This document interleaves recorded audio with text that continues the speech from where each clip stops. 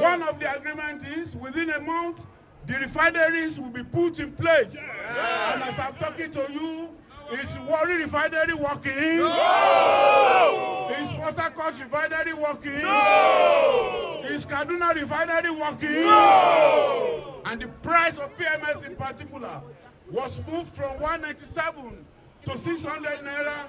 It is now being sold 670. Some are selling 700 Naira. Yes. And in the far north, they are selling far more than that. Yes. And that has caused a lot of hunger in the land, famine in the land. Yes. Even ordinary gari now is more than 1,000 Naira. Yes. Rice, ordinary rubber of rice is now more than 3,000 Naira. Yes. Bag of rice is more than 77,000 Naira. Yes. How many people can afford that? Oh. Nobody can afford that.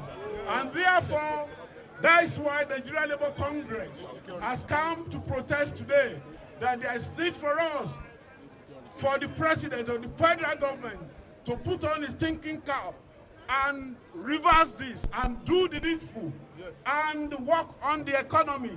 We are suffering. Let everything come down as you promise us.